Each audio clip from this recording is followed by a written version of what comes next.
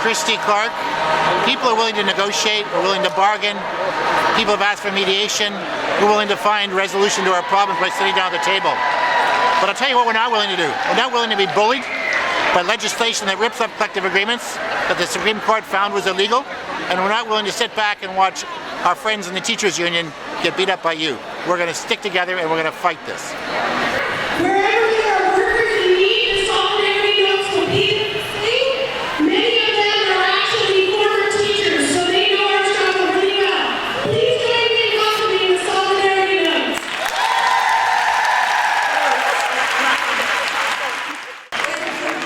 Inspiration through the workers' blood shall run.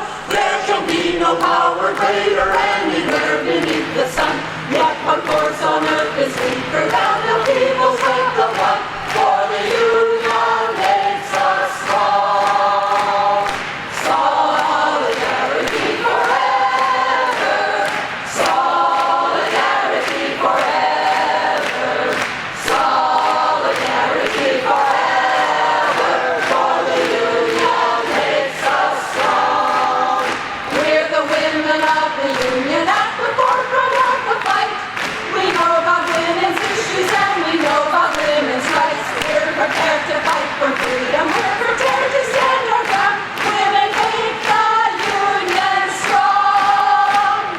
Solidarity forever. Solidarity forever. Solidarity forever. For the union makes us strong. They have taken untold millions that they never tried to earn. But without our freedom, us, so not a single wheel can turn. We can break their haughty power, gain our freedom when we learn that the union makes us strong. Solidarity forever. Solidarity forever. Solidarity forever. For the union makes us strong.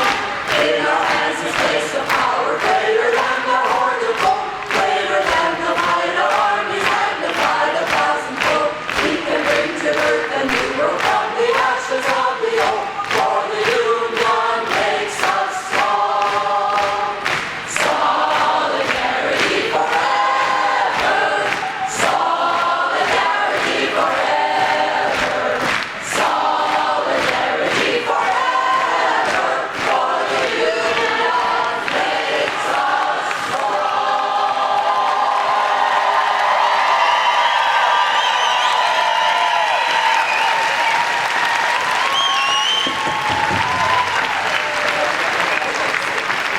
Please allow me to introduce Jim Sinclair.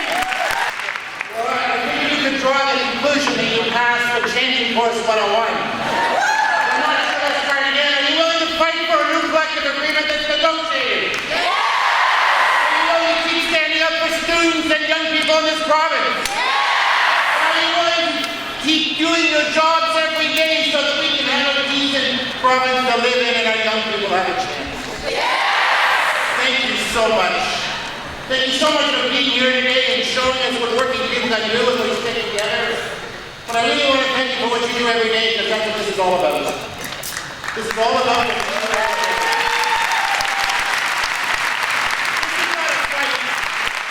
This is not a fight, as you want to call it sometimes, between kids and teachers. This is not a fight against parents and teachers.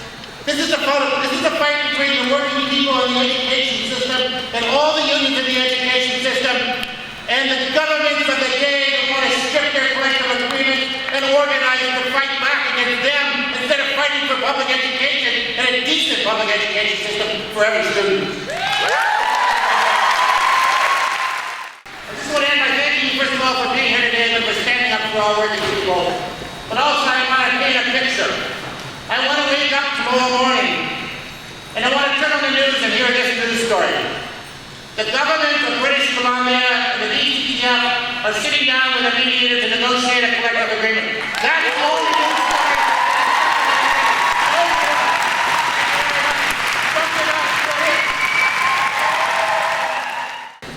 Next, I would like to ask Janice Mean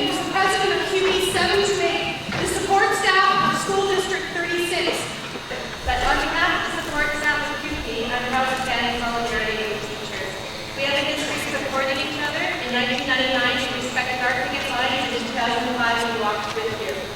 Congratulations to the teachers. As a trade unionist and as a mother, I'd like to thank you for the service you provided the students in the system that is Indiana and America. The fight against the right for free collective bargaining is a just fight, and it's a fight we need to fight. We need to fight it together. QB's beside you. Thank you.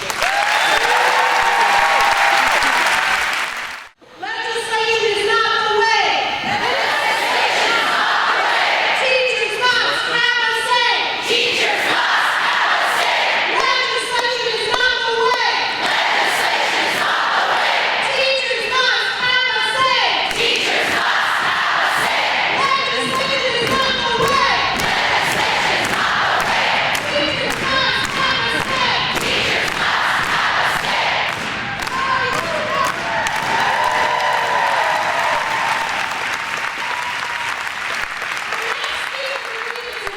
Introduction to the teachers in Surrey. She's been the president of the BCTF for the last 1.5 years. So please join me in welcoming Susan Lambert.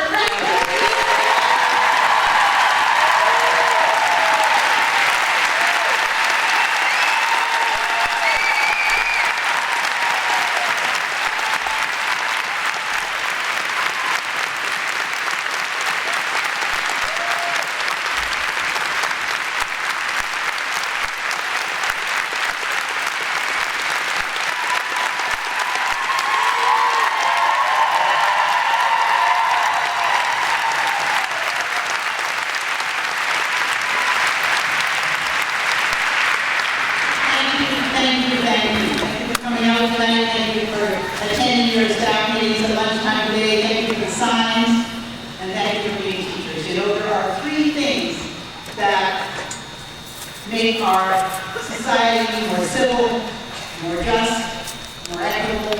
That's our democracy, that's our equitable tax burden, and that's unions.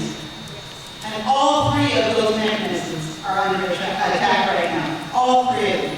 And we are on the forefront of that assault. And we have suffered for a decade, beginning with the tax cuts of 2001 that we then more than paid up in fees over the decade, increased fees for everything that we do, but which allowed corporations to transfer a massive net profit in the boardrooms of the province off the backs of you and the children you teach. About $3.5 billion over this last decade that has come from public education alone.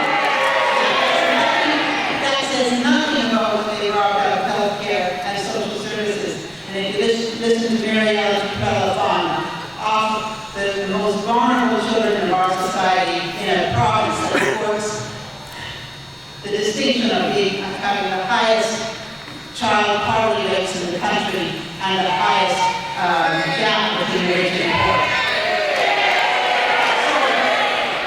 So I was trying to think of what to say today, and of course Minister Abbott gave me the text this morning. Minister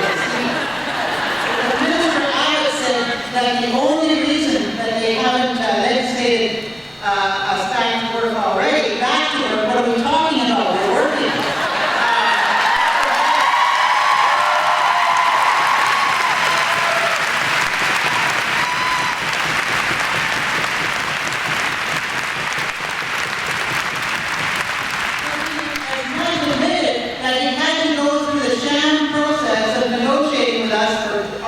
A year because he had to fulfill that mandate, not because he wanted a collective agreement negotiated and signed at the table, a fair and reasonable deal for teachers, but because he had to show that he went through the motions. It's a sham. Collective bargaining for teachers is a sham because we have a provincial government that does not support public education and certainly does not support the right of workers to collectively bargain.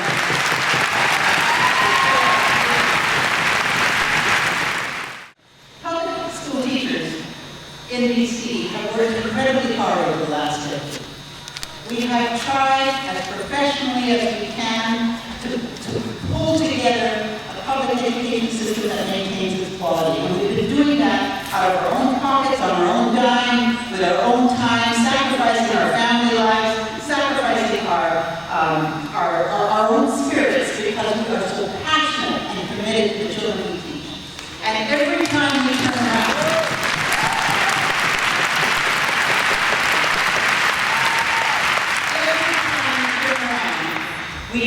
legislation or public policy that is an assault on what we do. There is no, when they brought that budget in last Tuesday with a frozen budget for public education, and then claimed that the $30 million in the class organization fund or the learning improvement fund, whatever you want to call it this week, was enough to address children with special needs.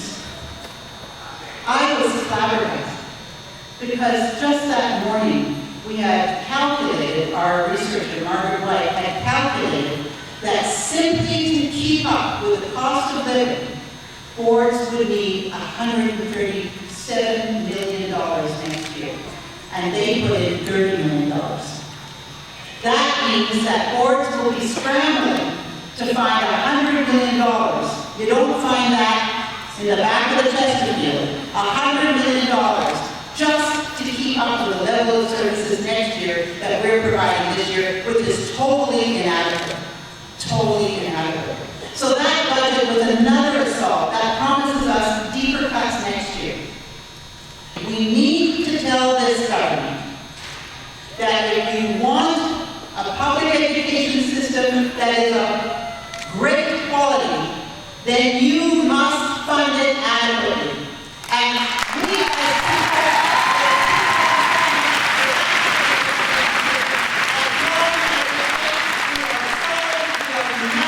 we are resolved, and we are always optimistic. Thank you so much.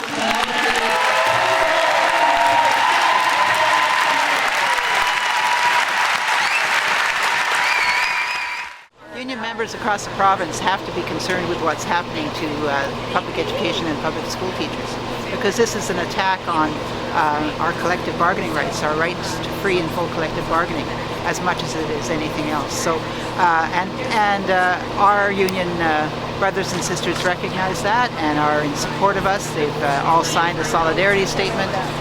We know that the public expects government to construct fair deals with workers, and especially public sector workers. The services that public sector workers provide are critical to a healthy and civil society. And so the call to action from the teachers of the province to our colleagues and brothers and sisters in the Federation of Labour are, please support us. Let's make sure that this government knows it cannot strip workers of their rights to free and full collective bargaining.